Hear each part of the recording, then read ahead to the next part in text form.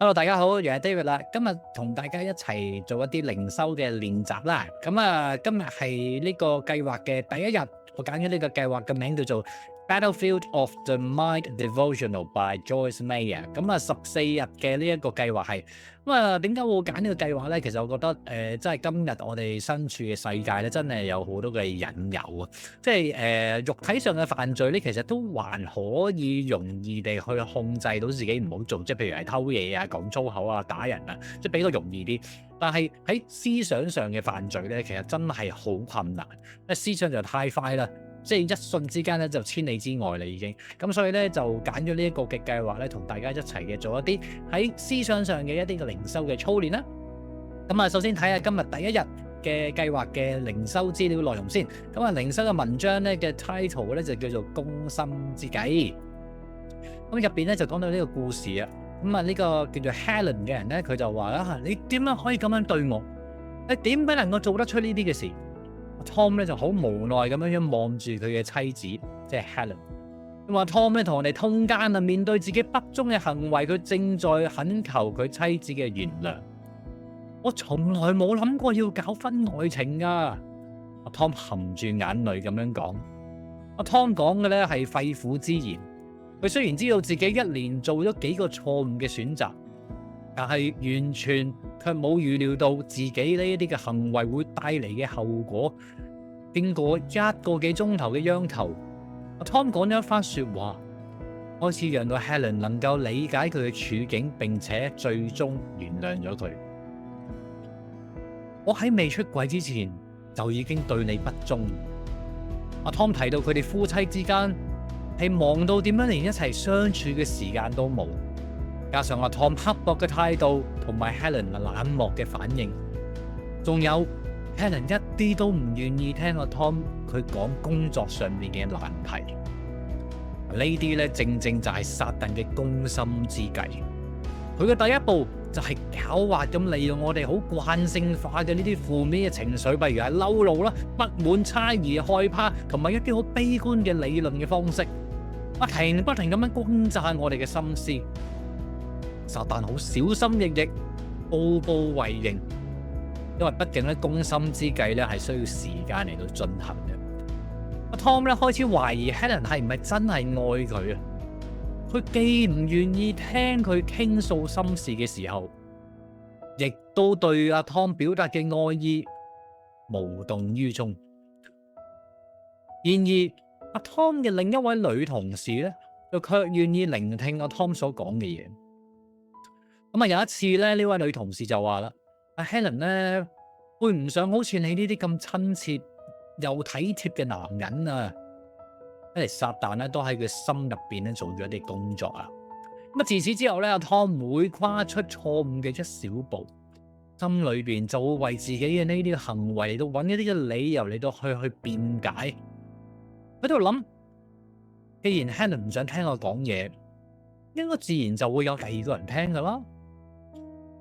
就係咁樣，呢一位女同事就成為咗Tom 嘅傾訴對象。喺幾個星期之後咧，Tom 咧俾呢個女同事有一個嘅擁抱。我心入邊咧其實仲希望 Helen 咧，如果好似呢個女同事一樣咁體貼就好啦。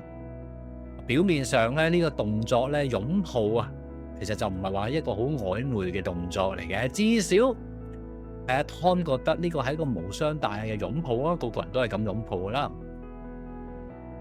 Tom 冇意識到我哋嘅仇敵其實從來都唔倉促行事嘅喎。撒旦咧只要捉住一次嘅機會咧，就能夠對我哋灌輸一啲不聖潔同埋自私嘅念頭。如果我哋唔將呢啲念頭好快咁樣揈出我哋嘅腦海，在出面我哋嘅腦海就會俾呢啲說話留低，就會留低，跟住撒旦就會喺我哋嘅生命入邊繼續去執行佢啲邪惡同埋破壞性嘅計劃。我哋唔可以俾呢啲錯誤嘅念頭佔據咗我哋嘅心思意念。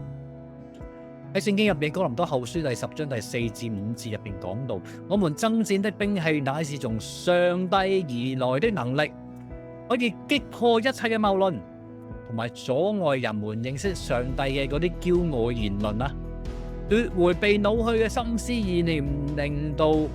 呢一個嘅心思意念再一次順服基督，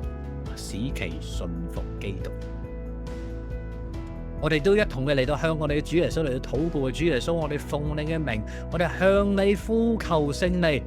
請賜給我能力，將每一個念頭都要帶到你嘅面前，然後我哋要交託順服於你，幫助我哋，幫助我唔好俾撒旦嘅說話停留喺我嘅腦海入邊，